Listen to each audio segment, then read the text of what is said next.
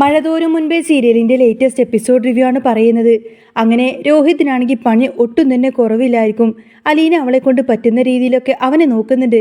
പക്ഷേ ഓരോ സമയം കഴിയുന്തോറും രോഹിത്തിൻ്റെ പനി വല്ലാതെ കൂടി വരികയാണ്. ഈ കാര്യം വൈജയന്തിയോട് പറയാനായി ബബിത പോയപ്പോൾ ബബിതക്ക് കിട്ടിയത് ഒരുമാതിരി പുച്ഛഭാവത്തിലുള്ള മറുപടി ആയിരിക്കും. ആകാശം ഇടിഞ്ഞു വീഴാനൊന്നുമില്ലല്ലോ, വെറുമൊരു പനിയല്ലേ അതങ്ങ് പൊയ്ക്കോളും എന്നൊക്കെയാണ് വൈജയന്തി അങ്ങ് തട്ടിവിടുന്നത്.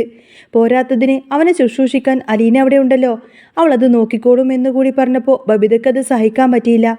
സ്വന്തം അമ്മക്ക് ഇങ്ങനെയൊക്കെ പറയാൻ തോന്നിയല്ലോ എന്നോർത്ത് അവൾക്ക് സങ്കടം വന്ന് ബബിത നേരെ മുറിയിൽ നിന്നും ഇറങ്ങിപ്പോയി. ആ സമയത്താണ് കൃഷ്ണമോൾ അങ്ങോട്ടേക്ക് വരുന്നത്. വൈജയന്തി അവളെ വിളിച്ചിട്ട് രോഹിത്തിന് എങ്ങനെയുണ്ടെന്ന് ചോദിച്ചു. രോഹിതേട്ടന് നല്ല പനിയാണെന്ന് കൃഷ്ണമോൾ പറഞ്ഞപ്പോൾ എങ്കിൽ പിന്നെ ഹോസ്പിറ്റലിലേക്ക് കൊണ്ടുപോയിക്കൂടെ, ഇവിടെ വെച്ചുകൊണ്ടിരുന്നിട്ട് എന്താ കാര്യമെന്നായി വൈജയന്തി.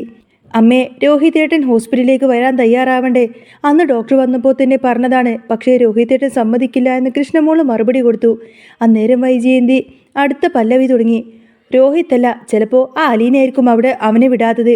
അവരെല്ലാവരും പ്രീതി പിടിച്ചു പറ്റാൻ വേണ്ടിയിട്ട് അവൾക്ക് ഇതൊരു അവസരമല്ലേ എന്നൊക്കെ പറയും. ഇത് കേട്ട് കൃഷ്ണമോൾക്ക് ശരിക്കും അങ്ങ് ദേഷ്യം വന്നു. അമ്മക്ക് ഇങ്ങനെ പറയാൻ നാണമില്ലേ? അമ്മ നോക്കില്ല എന്ന് വെച്ച് നോക്കുന്നവരെന്തിനെങ്ങനെ കുറ്റം പറയുന്നത് എന്ന് കൃഷ്ണമോൾ ദേഷ്യപ്പെട്ട് ചോദിച്ച് അവിടെ നിന്നിങ്ങ് ഇറങ്ങിപ്പോയി. എന്തിനാടി നീ ഇങ്ങനെ പിറുപിറുക്കുന്നത് എന്ന് വൈജയന്തി ചോദിച്ചുവെങ്കിലും അവളിന് അതൊന്നും തന്നെ കേൾക്കാത്ത പോലെ പോവാണ്. രാത്രിയായപ്പോൾ രോഹിത്തിൻ്റെ അവസ്ഥ കൂടുതൽ വഷളായി. അടുക്കളയിലെ ജോലിയൊക്കെ കഴിഞ്ഞ് അലീന വന്നപ്പോൾ കാണുന്നത് വല്ലാതെ അസ്വസ്ഥനായി കിടക്കുന്ന രോഹിത്തിനെയാണ്. തൊട്ടു നോക്കിയപ്പോൾ നല്ല തീ പൊള്ളുന്ന പനി. അപ്പോഴാണ് രോഹിത്ത് വല്ലാതെ ചുമക്കാൻ തുടങ്ങിയത്. ചുമച്ചു തുപ്പിയപ്പോൾ അലീന കണ്ടത് ചോരയാണ്. പോലീസുകാരുടെ അടിയും ഇടിയും നാട്ടുകാരുടെ മർദ്ദനമൊക്കെ ഏറ്റത് കൊണ്ട് തന്നെ അവൻ്റെ ഉള്ളിൽ നല്ല നീർക്കെട്ടുണ്ട് എന്ന കാര്യം അലീനക്ക് മനസ്സിലായി.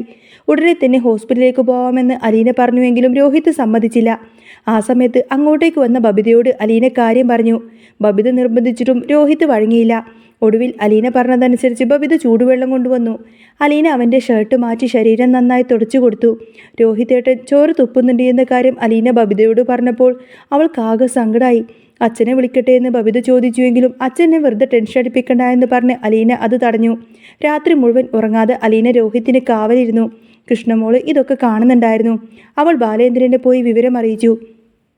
ബാലേന്ദ്രൻ വന്ന് നിർബന്ധിച്ചിട്ടും ഹോസ്പിറ്റലിലേക്ക് പോവാൻ രോഹിത്ത് കൂട്ടാക്കിയില്ല. നാട്ടുകാർ തന്നെ ഒരു പീഡനക്കേസിലെ പ്രതിയായി കാണുമോ എന്ന ഭയമായിരുന്നു അവൻ്റെ മനസ്സിൽ. അലീന ബാലചന്ദ്രനെ ആശ്വസിപ്പിച്ചു. താൻ നോക്കിക്കോളാമെന്നും പനി കുറഞ്ഞില്ലെങ്കിൽ ഡോക്ടറെ ഇങ്ങോട്ടേക്ക് വിളിച്ചു വരുത്താമെന്നും പറഞ്ഞു. പിന്നീട് അലീനയുടെ കഠിനമായ ശുശ്രൂഷ കൊണ്ട് രോഹിത്തിൻ്റെ പനി പതിയെ കുറഞ്ഞു തുടങ്ങി. അലീന ഒരു തുള്ളി പോലും ഉറങ്ങാതെ അവനെ നോക്കുന്നത് കണ്ടപ്പോൾ ബബിതയ്ക്ക് പോലും വല്ലാത്തൊരു സ്നേഹം തോന്നി.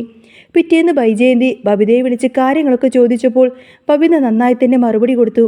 അമ്മക്ക് സ്നേഹമുണ്ടായിരുന്നെങ്കിൽ ഇവിടെ വന്ന് നോക്കുമായിരുന്നു എന്ന് ബബിത പറഞ്ഞപ്പോൾ അലീനയുടെ ആളായ നീയുമെന്ന് ചോദിച്ചു വൈജയന്തിക്ക് ബബിതയോട് നല്ലങ്ങ് ദേഷ്യം വരികയാണ്. വൈജയന്തിക്ക് ബബിത കൊടുത്തത് നല്ല മറുപടിയായിരിക്കും. ന്യായം ആരുടെ ഭാഗത്താണോ അവരുടെ കൂടെ നിൽക്കുമെന്ന് ബബിത തീർത്തും പറഞ്ഞു. തൻ്റെ മക്കളെല്ലാം തനിക്കെതിരെ തിരിയുന്നത് വൈജയന്തിക്ക് സഹിക്കാനായില്ല. ഉച്ചയോടെ രോഹിത്തിന് കുറച്ചൊക്കെ പനി ഭേദമായി. അവൻ ആഹാരം കഴിക്കുന്നത് കണ്ടപ്പോൾ അലീനയ്ക്ക് സമാധാനമായി. അലീന ഈ വീട്ടിലുണ്ടെങ്കിൽ എന്താപത്തും മൊഴിയുമെന്ന് ബാലേന്ദ്രന് ഉറപ്പായി. പിന്നീട് അങ്ങോട്ടേക്ക് വന്ന മനുശങ്കറിനോട് വൈജയന്തി അലീനയെ പറ്റി കുറേയധികം കുറ്റങ്ങളൊക്കെ പറഞ്ഞു കൊടുത്തു. എന്നാൽ മനു അവരെ തിരുത്തി. അലീനയുടെ സ്നേഹമാണ് എല്ലാവരെയും അവളിലേക്ക് അടുപ്പിക്കുന്നത് എന്ന് പറഞ്ഞ് രോഹിത്തിനെ കാണാൻ പോയപ്പോൾ അലീന അവന് ഭക്ഷണം വാരിക്കൊടുക്കുന്നത് കണ്ടിട്ട് മനുവിന് ഒരുപാട് സന്തോഷമായി. രോഹിത്ത് വല്ലാതെ ഉൾവലിഞ്ഞിരിക്കുകയാണെന്നും അവനെ പഴയ ജീവിതത്തിലേക്ക് കൊണ്ടുവരാൻ കൂടുതൽ കെയർ വേണമെന്നും അലീന ബാലേന്ദ്രനോട് പറഞ്ഞു. അലീനയുടെ ധൈര്യത്തിലാണ് താൻ ഇപ്പോഴും പിടിച്ചു നിൽക്കുന്നത് എന്ന് ബാലചന്ദ്രൻ നന്ദിയോടുകൂടെ ഓർത്തു. ഇനി വൈജയന്തിക്ക് കിട്ടാൻ പോകുന്നത് ഒന്നിനു പുറകെ ഒന്നായിട്ടുള്ള തിരിച്ചടികൾ തന്നെയായിരിക്കും. മക്കളെല്ലാവരും ഒറ്റക്കെട്ടായി നിൽക്കുമ്പോൾ ഇനി വൈജയന്തി തനിച്ചാവുന്ന കാഴ്ചയായിരിക്കട്ടോ കാണാൻ പോകുന്നത്.